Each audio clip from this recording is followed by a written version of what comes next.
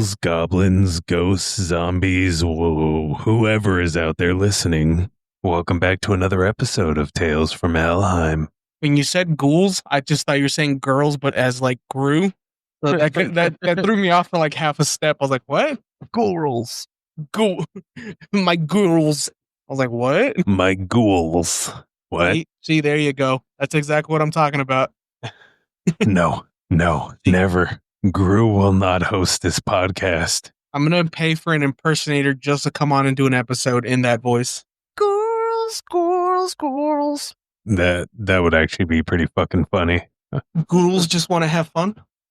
Ghouls just want to have... Now I want to see a music video of that, but it's just a bunch of like ghouls, goblins, ghosts. That's literally the Michael Jackson Thriller video. I was just about to say that. Very good point. Get out of my brain. Good point. I'll eat your brain.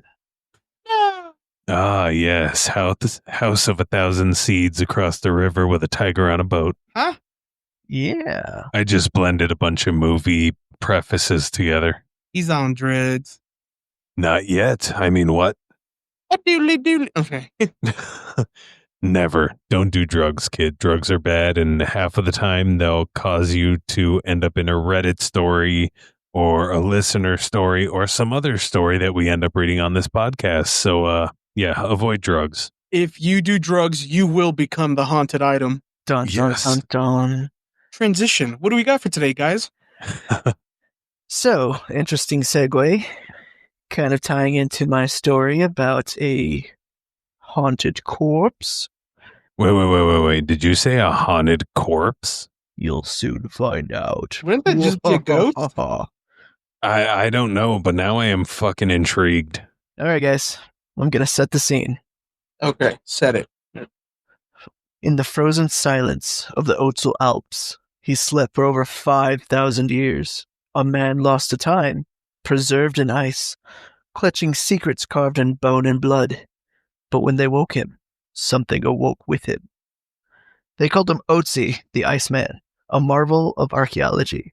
But soon those who touched him started to die. Coincidence or curse?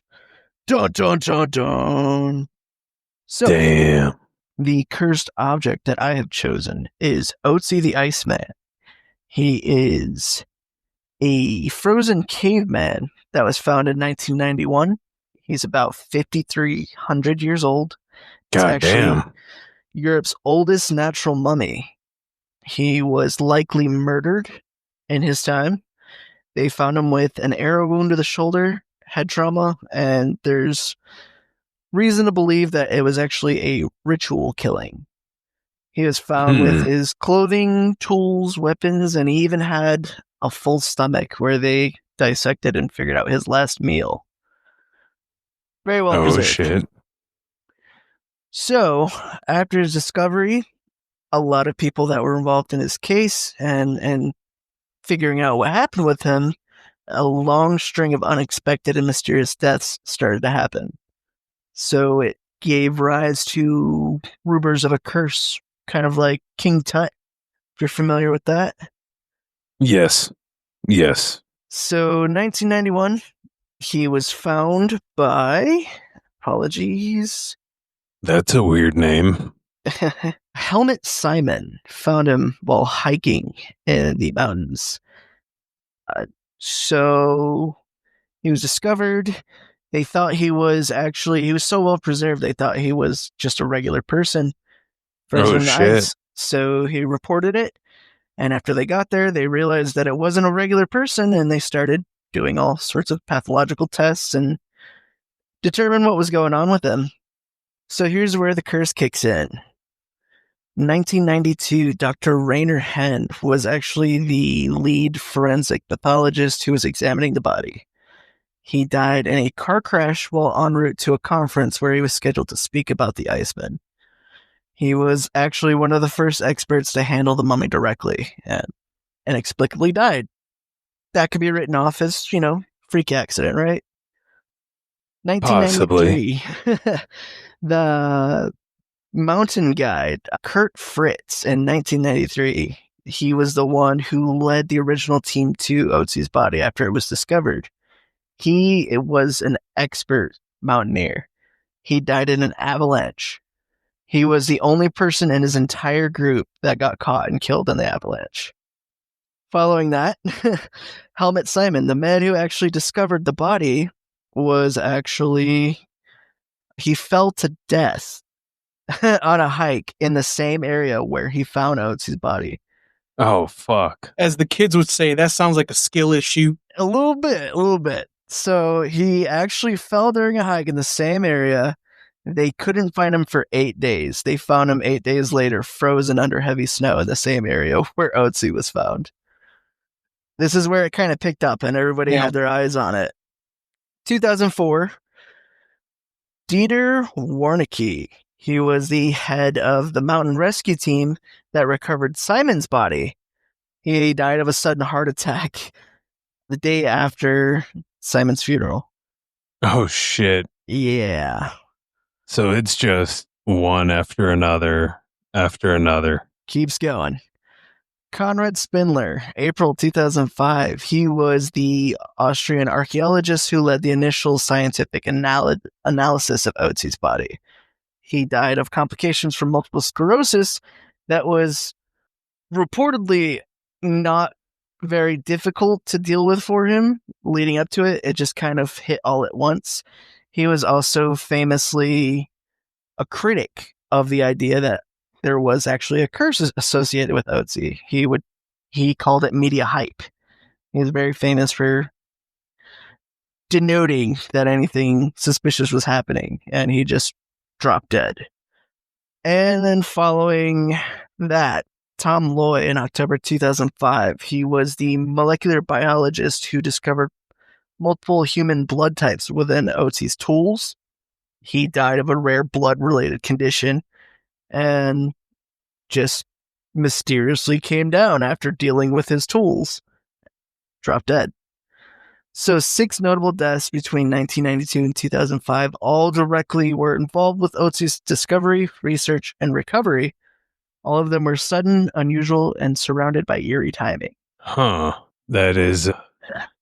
It makes you wonder what other, be it people, objects, animals that have been frozen in time like that have, be it this curse, this haunting, this whatever negative energy, whatever the hell you want to call it, like what else is buried that's yet to be discovered that can do the same, if not worse?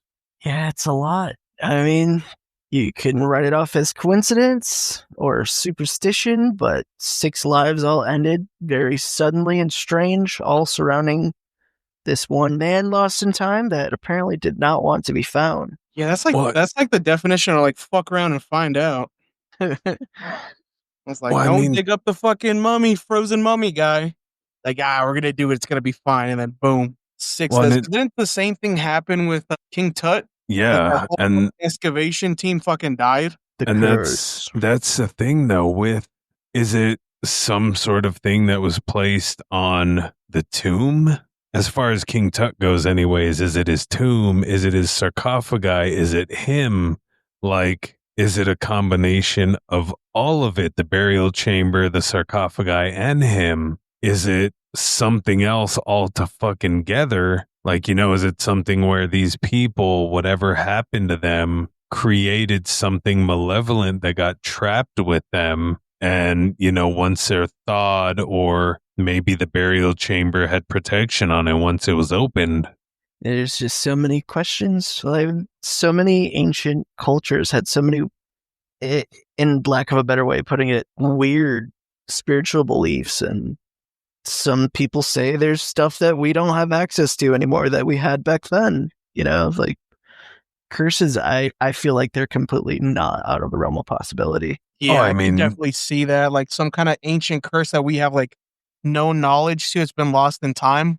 I feel like that might be the best explanation for something like that. But also, we need to figure out how to do this, because I kind of want to, when I die, I kind of want to do that. But I want it to be like more like, I don't want it to be subtle, like, oh no, like they're suddenly dropping. I want it to happen instantly, like cherry bombs on the ground. You read my name and your head explodes. You come drop off flowers and your fucking toes fall off. Hell yeah. Toes for I the want toe god. I want to make it where when I die, anyone who goes to see my body or, tries to disturb my area shits themselves uncontrollably. That's evil. Sounds like a sticky situation. Hell yeah. It'll be a very shitty situation. Nah. But no, I mean it brings to question, like, if you truly think about it, like, what is the real difference between a cursed item and a haunted item? Because if you think about it, although the effects might differ, it's still kind of the same shit in a way. Yeah, I mean, I feel like a curse is 100% intention based. And with a haunted object specifically, it's the intention to remain in some way, shape, or form. So, like, not just linguistically, but for all intents and purposes, that they travel the same mind space, I feel like. And that would be where the power comes from, is intention. But how do we know if, well, so I mean, we really don't know when it comes to haunted items if it's a traditional spirit, if it's a malevolent spirit, if it's a demon, if it's, anything else. So it's like, how do you know if whatever caused that item to become haunted was due to that kind of circumstance or that kind of intent? It's fair. We have no way of knowing. And 'Cause, who like, knows if we ever will. yeah, and it's one of those things where I look at, oh yeah, we do space exploration, and I think I've mentioned this in an episode before, but we don't even know what's on our own fucking planet. Like, so much of the ocean is unexplored. Like, imagine if we put all the time and money into exploring shit here and what we could find. Like, the reason we don't know much about the paranormal, or as much as we would like to know, is we don't have anything to truly study it. But if we weren't trying to fucking explore space somewhere where, I'm sorry, I don't see viably us finding another planet to live on, and we've already destroyed this one thoroughly. Like, we're not going to find another one. But if we took that funding and put it towards some of this shit, like, I still wonder, are the people that die on ships, are they stuck haunting that ship that's sitting at the bottom of the ocean? Are they free to roam the ocean but never leave the ocean? Are they free to roam anywhere? Or is it something where maybe they don't get to be ghosts? You die in the ocean, your soul's just somehow released. Like, I don't know. It's random shit, but it's food for thought.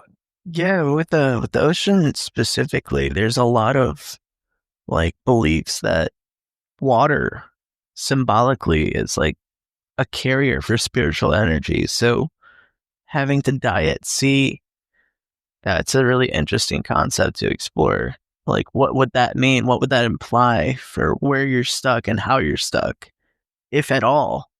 Well, I mean, you guys know of the Bermuda Triangle, correct? Oh, yeah. Yeah, for sure. So my question is, do you think that with water being a carrier for spiritual energy, and the fact that weird shit, electromagnetic and otherwise, happens there, like, if you think about it, in a heavy, like, guaranteed spot that you've been to, verified, haunted, electronics have a lot of issues. So could that maybe be the entry or exit on the ocean plane, at least, for the spiritual world and the physical world? I wouldn't discount that hypothesis at all. There's definitely some parallels that are inexplicably linked. Yeah, that's making too much sense, man. I don't like that. That makes too much sense. So listen, man, the goddamn Bermuda Triangle, it's gotta be the fucking portal, bro. You don't understand, man. It's the entrance to the spiritual, brother. No, but honestly, like, that's a really good point. A lot of the symptoms that people describe with the Bermuda Triangle is absolutely stuff like devices going haywire and things that are functioning normally just completely stop. Batteries drain. Lapses in memory, gaps in time. That's happened to people that have been possessed. That's happened to people that have been around nonstop spiritual energy, like paranormal style energy. I don't know. Metaphysical. Damn, he's pulling out the big words. So what I'm hearing is we got to take a trip to the Bermuda Triangle. You're out of your fucking mind. Hell yeah, island vacation, boys. Let's go. No, I'm good. Y'all want to die? That's on you. Hey, I feel like think there's like about it. there's a thin line between like paranormal investigation and then just jackassery. And I feel like going to the Bermuda Triangle is that. Well, I mean, think about it. This would be your one chance to live out your fantasy of being an island boy. No, that's terrible. You're in timeout. Mute yourself. Mute your mic. You're on timeout right now. No, that's what you get That was for a always bad playing joke. their fucking song at work. I never played their song. I'm pretty sure I have an audio recording from a voice message I'd sent out in, the warehouse where that song is playing in the background in your area with you at the table. You don't have that. Naughty narrators. I'm pretty sure I do. Corner. Nope, that was Daddy Fat Sex. No. I mean, he did it too, and I wanted to punch him too. But no, you both did it. Yeah, because we knew it irritated you. They were just trying to get fired. Yep. Joke's Fire on me, you. do it. I knew they wanted that so they could go on unemployment. That's why I didn't fire them. Damn, one step ahead. Yup. I try to be. You guys are playing checkers. He's playing chess. You're playing checkers. He's playing Minesweeper. Yeah. And I'm almost done with the entirety of that board. I'm playing Minecraft. Oh, God. Actually, we do need to find. I mean, there are a couple haunted spots in town that aren't necessarily indoors. There's one that we had went to a long time ago, and by we, this was with a couple people that I did some investigations with many years ago. But we had went to this spot, and it had a lot of history derived from something that happened in I can't remember if it was here, but before there was any sort of state lines or anything like that between here and Mexico, or if it started in Mexico and started heading towards Arizona. But I will do some digging on finding that, and I will bring it up to you guys outside of the podcast and see if it's something where you'd want to swing by and check it out. There is also that church. Now, we wouldn't be going in. I don't think we'd even be able to get access to it during the night, but being on or around those grounds at night, there's something fucking off. Yeah, dude, driving past that church, even in the daytime, it always feels kind of weird, which is wild because I feel like a church I would think would be the last place to feel haunted or anything like that. Okay, so hear me out on this as well. What if a church isn't really what we think it is? Yes, it's a place for, right? No, I mean, it's a place for, holy people to do their thing, but in the off times where it's just sitting, not being used, no one's there. I used to clean a church, and I think I've told these stories too. It's been a while, so if you guys are hearing this again, I apologize. Sit back and enjoy. There could be something different. But I cleaned a church, and every time I was in a section of the church, especially where all the pews and everything were, I always had a very uneasy feeling of being watched, and not in oh, you're being watched over, you're being protected, a very uncomfortable, this does not feel good. Whatever's staring at me does not have good intentions. That kind of fucking I'm being watched feeling. Yeah, I don't know why, but I get that feeling in Catholic church a lot. The statues freak me out, bro. And this one didn't have a lot of statues. It just had the big Jesus on the cross in the back, and that's behind the altar, but that's not even where I would get the feeling from. There was a hallway on the side that led to the little preschool room where your kids could go while you're doing your service and all that. Yeah. And then the hallway from there led to directly outside. It was just a And- pissed off priest who was mad at you for stealing the communion wine. You got caught. It was the wafers. He brought peanut butter. He was making little mini sandwiches. No, I was never, dude. Growing up with a mom that, Mom, if you listen, I love you, but yes, you did shove religion down my throat. We've talked about this before, and I've had the communion wine, body of Christ, blood of Christ, this, that, and the other, and no, it tastes like a stale cracker and shit wine. So Well, that's why you had peanut butter. No, it was, and the same thing, because on that, so there was the church area, there was a hall where they could do like lunch, they had a kitchen, again, another like place for kids to hang out, and then there was an actual like preschool. Anywhere on the fucking grounds, anytime you were alone, it was just this extreme feeling of unease, of uncomfortability. Like it was not pleasant when you were fucking alone, especially if you were the one that had to fucking kill all the lights. And, I'm one for, oh yeah, I love the darkness. I love being in the dark. But that was just, it felt horrendous. Yeah, dude, like, you were like, imagine having to be the last person to turn off the light. You gotta turn the light off and just fucking run. I don't think I'd be able that there was a church down by where my dad lived in October. They do like their own little festival thing to like try to counteract Halloween.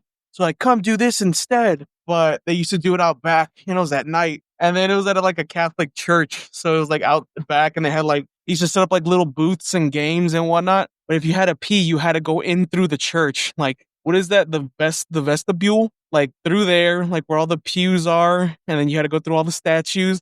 They make a corner, like a left turn to get to the bathroom. And they kept all the lights off. So you're doing this in the dark with like crazy statues. And it was a one-person bathroom. My dad's like, oh, I got to pee too. This one I was like little. So he's like, you go first. And I went to the bathroom. He's like, all right, now wait for me. Oh, God. I was like, oh no. In the dark church. And I was just standing there, like, look at the statue, like, one of you fuckers moving, I'll know. And then he came up behind me and went, ah. And I swear to God, I almost shit my pants. Good thing you just went. Right. Yeah, dude, good thing you went first. Dude, that was terrifying. Ask your wife about that church, and she'll tell you that church was creepy as fuck, dude. Yeah, I'll definitely ask. Yeah. Hold on, I'm gonna clip this out. So how about you, Zero? Have any creepy church experiences? Definitely a lot of like feelings like you were talking about. Just a we're not talking about the time the priest got a little too close. Well, I wouldn't say that was a bad experience, but Oh, fair enough. Anyway, spooky nonetheless. We're gonna table that. No, so just really like overbearing, just feeling of like oppression, just heaviness. In this church I used to go to when I was a teen, I would do this youth group, and there was like a house that was next to the church where all the teens would meet up. We would have fun, do our little shenanigans, and then sometimes we would actually go into the main church. And it was like after hours, like, 8 p.m., whatever. And every once in a while, the people would set up like games and stuff, and we would play hide and seek. And it was a really big church. And there was a couple times where there's like 20 teens just running around this church, running amok, being little degenerates. And there was a couple times, like while hiding, like playing hide and seek and tag or whatever, like I would catch shadows and there'd be absolutely nobody would be there. So, I mean, I would kind of write it off as it was probably just somebody that was hiding really good, but like it almost never would turn out to be that. I've also always been kind of paranoid of that kind of stuff, so it always stick out. But yeah, really, really heavy feelings a lot of times in churches. And it's not just like you were saying, like that religious feeling. It feels not so good. But I also just might be a demon, so who knows? Yeah, so my question for you guys to think about, do you think now, if you think about it, churches are supposed to be a beacon for energy. So if they can be a beacon for positive energy, could they unintentionally be the same beacon for negative energy? I mean, I don't see why not. If you Can have you use it in a sentence? if you have a bastion with treasures within, of course it's going to be attacked by opposite forces in some way, shape, or form. I agree. And yes, I can use it in a sentence. The church's energy is so bad that it makes you shit yourself anytime you walk in. Or the church's energy is so good, it makes you want to slap your mama every time you walk in. Okay, when we're talking about bad, are we talking like negative bad or are we talking Michael Jackson bad? I'm bad. Simone. Trick question. It's one and the same. Right? I would assume so, dude, because I feel like if there's like the forces to like put off good energy and all that, like Zero was saying, if there's something good inside, there's always the chance that something evil attacks it. So maybe that's why there's always a weird feeling. I don't know. It might also be like, because Zero, I don't know about you, but did you have religious parents? I didn't. I mean, kind of the opposite of the spectrum. My mom was a practicing Wiccan for majority of my childhood. Oh, bless you. You know what? Gesundheit. That's why I got that fucking feeling as soon as I met you and you put that crystal in my pocket. Hey. Your prison pocket. It was a good crystal. You're like, let the three-faced moon goddess shine her light upon you, brother.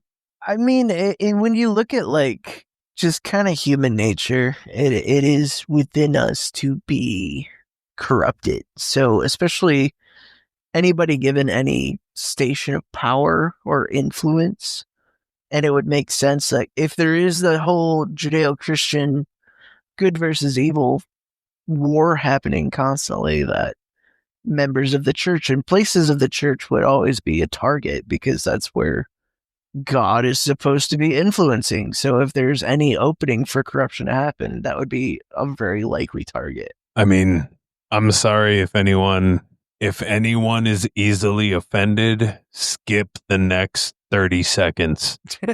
Oh shit. Okay, so I'm going to have you reset me up again. Repeat what you just said. Brother, I couldn't even repeat what you just said. God damn it. Try. Okay. So what I was getting at is people are inherently flawed. So anytime someone is put in a position of power or influence, it opens the door to misdeeds. And if you subscribe to the ideology of good versus evil, i.e. God versus the devil, if you're in a position of power or influence, even if you are a mouthpiece of God, that opens you up to being target to being corrupted by the devil or whatever those things may be. So that influence can spread negatively. If you think about it, the church is an extremely corrupt organization run by extremely corrupt individuals. Case in point, because we are human. Again, I stick by the fact that no religion needs its own laws, its own city, its own military, its own police force, and to be subsequently able to go, oh yeah, the laws of you and your country that I live in don't mean shit, i.e. the Vatican. I agree with that. But like it is pretty cool that they were able to pull all that off, though. I'll give them credit for that. Yeah, all it took was like murdering millions and brainwashing half the world, you know. And that's where they keep all their cool artifacts, too. Dude, I want to go to the... Like, why do you think all the olden fucking religions are gone? History is written by the conquerors. Yeah, and if you didn't agree what they fucking liked, then they said, no, we'll just make you. Pretty much, man. That's basically how religion's been run for like the longest time. Like, hey, you're going to believe in my God, like, but I believe in this God. Fucking stabs your wife. What about now? You know what? I'm kind of coming towards on your God. Can your God bring her back? No.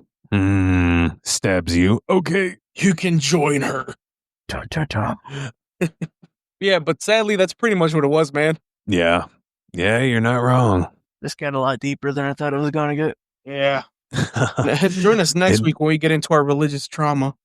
Right. Oh, Father McKinley. Well, I think on that note, before some wounds open up too much to even possibly a gaping portion, hey-oh. Let's end the subject before I fucking get back into smoking cigarettes and I have to start playing the front bottoms. I don't want to cry. I'm done here. Guess fair enough. Well, as always, Duffy, Zero, it has been a pleasure. The pleasure is all yours. Hell yeah, it is. And I'm going to go shower that pleasure off right now. Gross. Better not. All right, guys. Well, that's pretty much all the time we have for this one. Been fun, sorta. I'm gonna have some fucking trauma to unpack later on. Thanks, guys. Toodles.